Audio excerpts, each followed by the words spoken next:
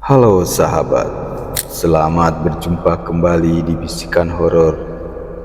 Pada episode kali ini, kita akan bercerita tentang pintu neraka di desa terpencil. Langsung saja, mari kita mulai. Jauh di pedalaman Jawa, tersembunyi sebuah desa yang nyaris terlupakan oleh waktu. Desa ini tak tercantum di peta dan tidak ada jalan utama yang menghubungkannya dengan dunia luar. Warga sekitar menyebutnya dengan sebutan Desa Kunci Neraka. Nama itu bukan sekedar julukan kosong. Desa tersebut memiliki kisah kelam yang membuat siapapun yang mendengar tentangnya merasakan bulu kuduk meremang. Menurut cerita yang diwariskan turun-temurun, desa ini dulunya makmur, penuh dengan kehidupan dan kegembiraan. Namun, segalanya berubah ketika kepala desa yang haus kekuasaan memutuskan untuk melakukan perjanjian dengan kekuatan gaib. Ia ingin memperkaya dirinya sendiri dan menguasai seluruh wilayah di sekitarnya. Dalam ritual rahasia di malam bulan purnama, ia melakukan sebuah upacara terlarang yang melibatkan pengorbanan darah manusia. Namun, ritual tersebut tidak berjalan sesuai rencana.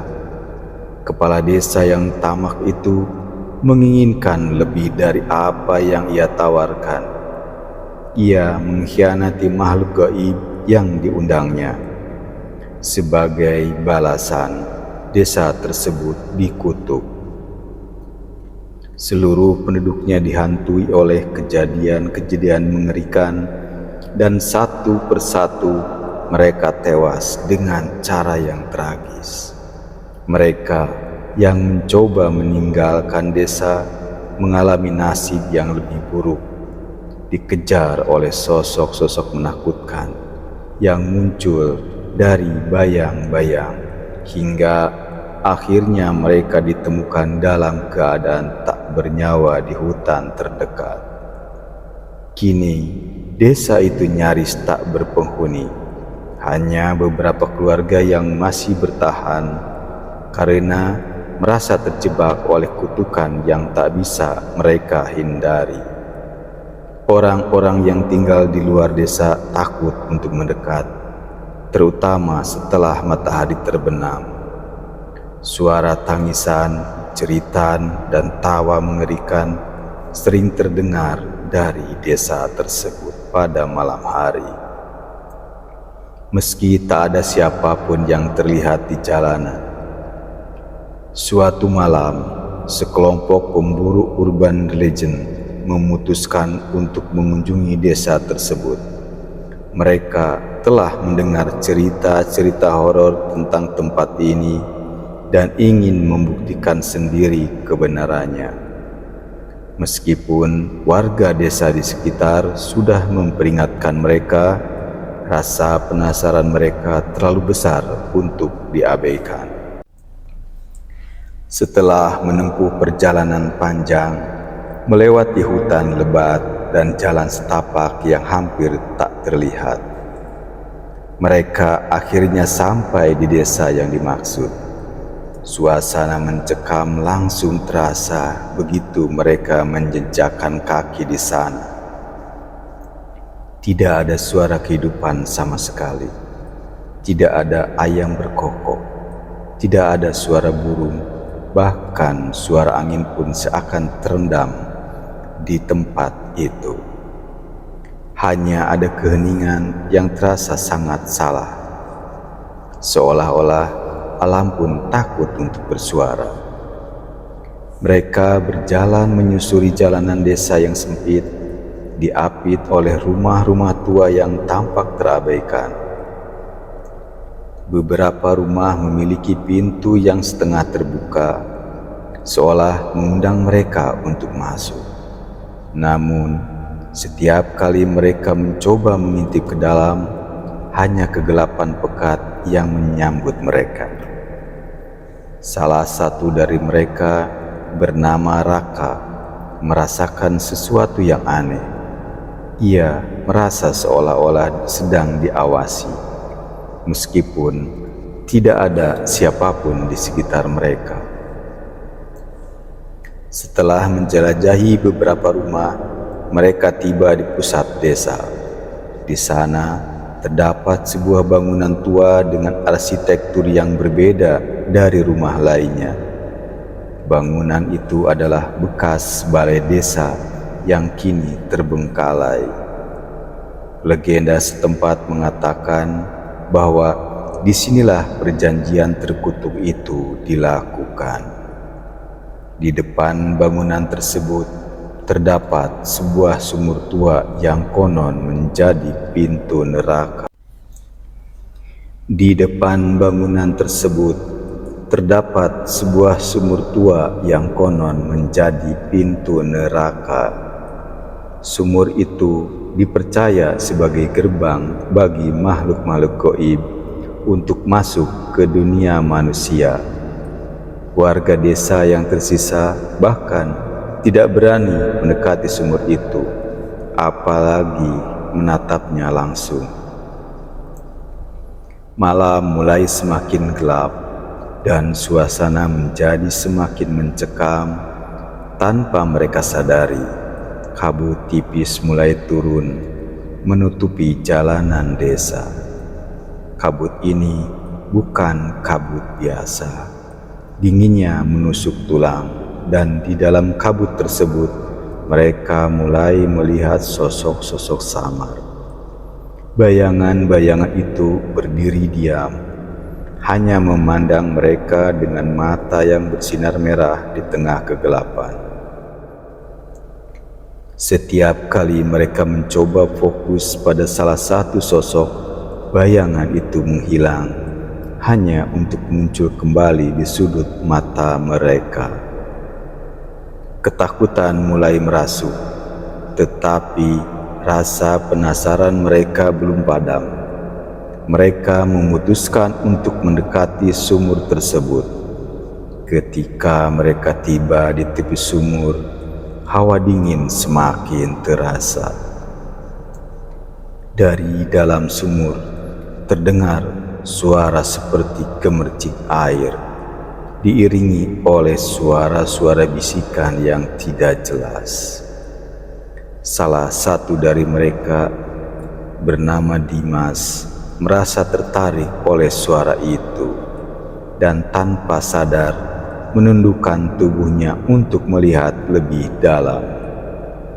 Tiba-tiba ia merasa seperti ditarik oleh sesuatu dan nyaris terjatuh ke dalam sumur jika tidak segera ditahan oleh teman-temannya. Saat mereka menarik Dimas menjauh, sesuatu yang lebih menakutkan terjadi. Dari dalam sumur, perlahan muncul tangan-tangan kurus dengan kulit yang seperti terbakar. Tangan-tangan itu meraih ke atas, mencoba mencengkram siapapun yang mendekat.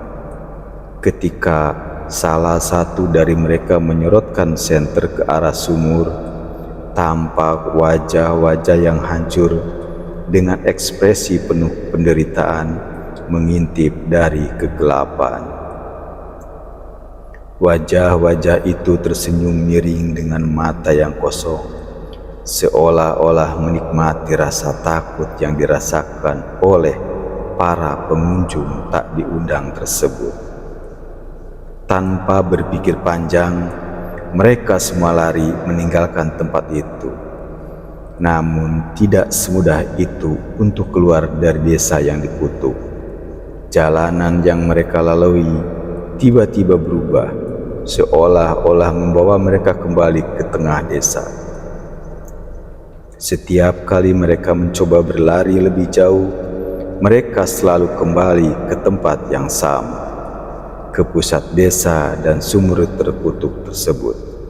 Mereka terjebak dalam lingkaran horor yang tak berujung.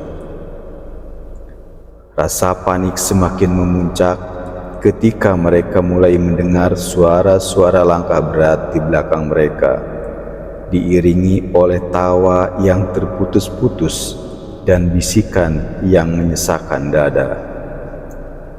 "Jangan pergi, ikut kami."